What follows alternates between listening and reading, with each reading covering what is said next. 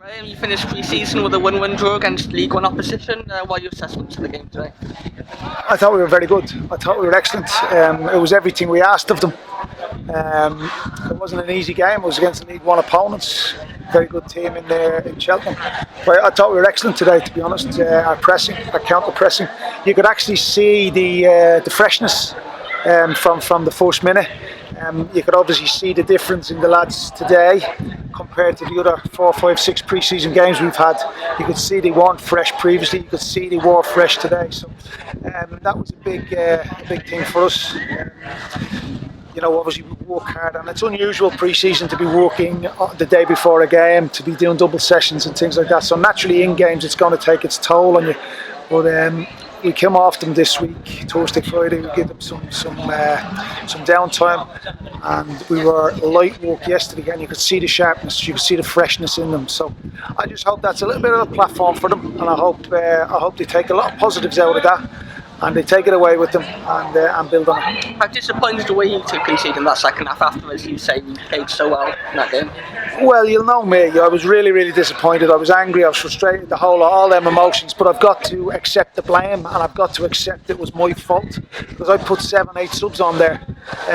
So that's got to be down to me. And obviously, getting that organisation, that doesn't happen normally.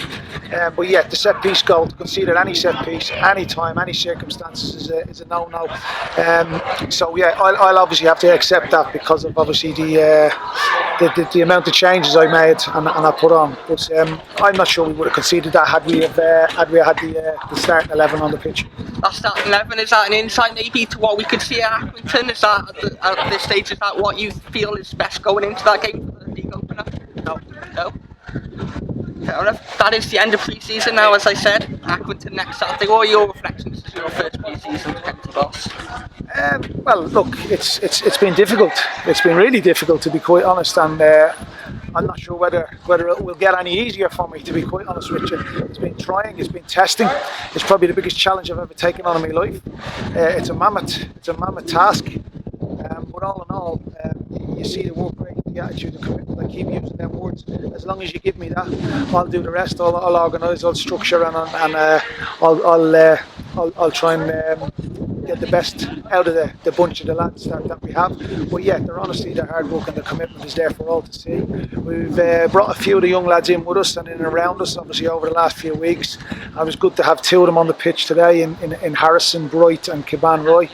But like I say, we're probably in search of another couple of players, and I would like to bring in another couple of senior players if I can, which I can't. But the old adage, young kids, young legs, they're energetic. But that experience that you need in this division, we're still short in certain areas. I'm still seeking, by a minor miracle, to be able to bring 1 or 2 players in. But if I can do that, I'm hoping that they can be of experience rather than young. You said there's something stopping you from bringing some senior players in. What is stopping you? I didn't say that. Fair enough.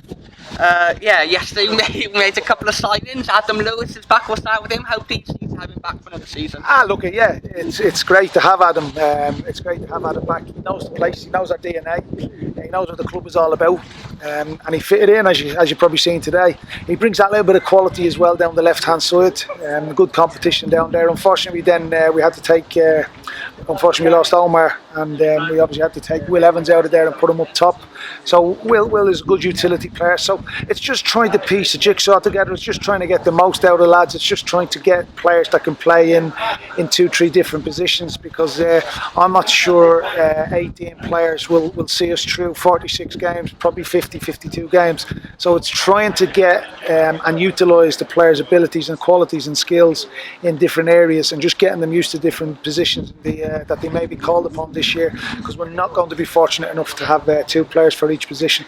And in terms of goalkeepers, 1 out, 1 in, talk us through the decision to make a change in goalkeeper, with Joe coming out and obviously Johnny coming in. Well, again, Joe wants to be number 1, which is respectful. He wants to be our number 1, and he wanted to hold on to the jersey. I couldn't give guarantees to any player. Joe felt then, obviously, he's at that age in his career that he wanted to go and play regular football. So I obviously had to obviously agree with him.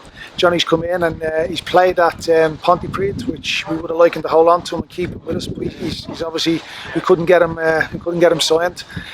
For whatever reason, so he's 3 or 4 weeks off, 3 or 4 weeks short, because obviously we couldn't get him done when we needed to get him done or when we wanted it. But he's come in, he's added competition, he's come through the division last season with Northampton, so he's got a winning mentality.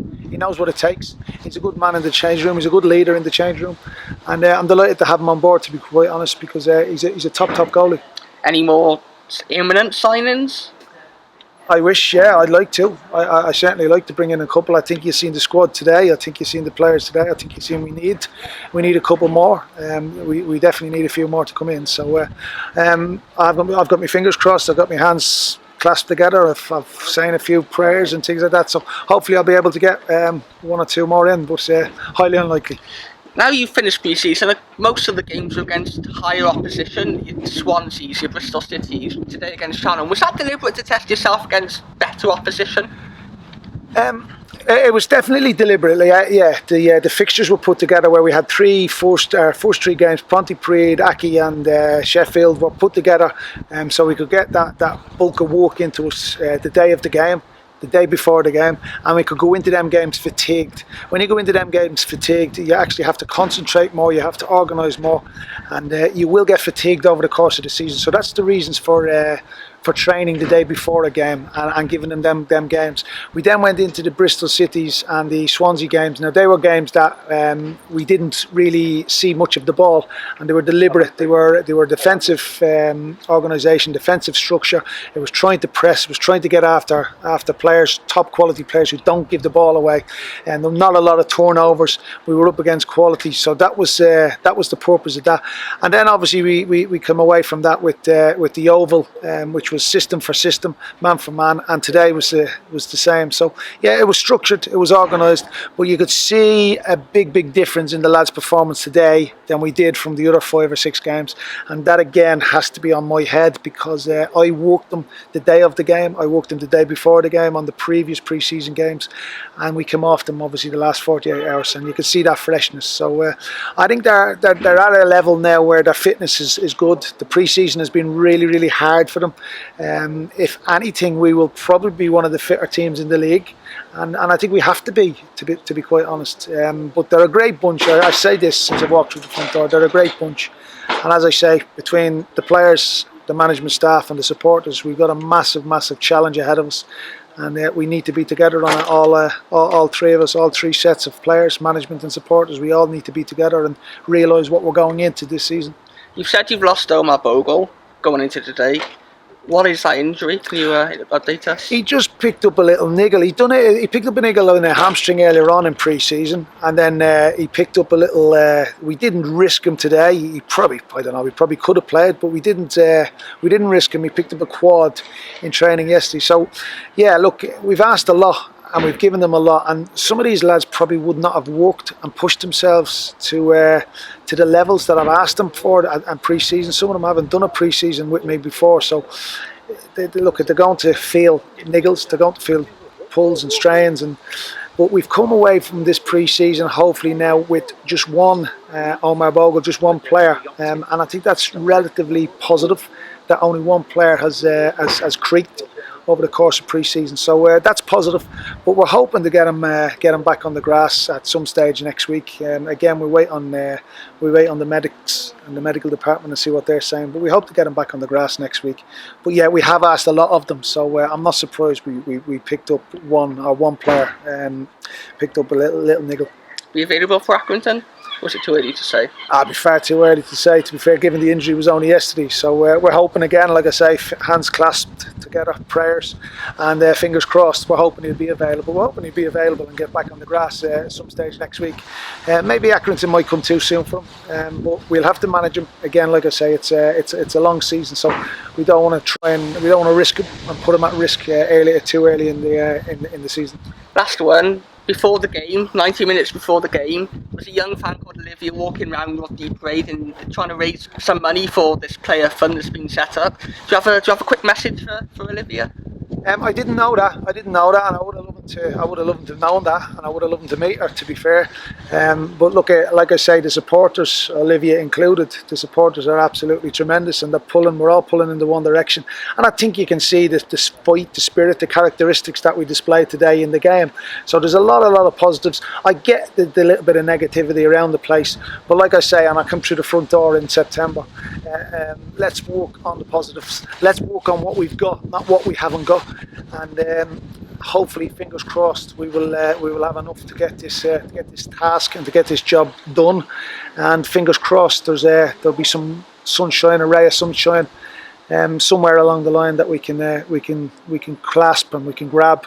But like I say, supporters like Olivia and the supporters who turned up today, they know what's in front of us. We as staff know, and so does the players. And together, if we're all together, that can be a formidable force. And obviously, from myself, the players, we'd like to thank Olivia, and I'd love to meet her, to be quite honest. Cheers, Graham.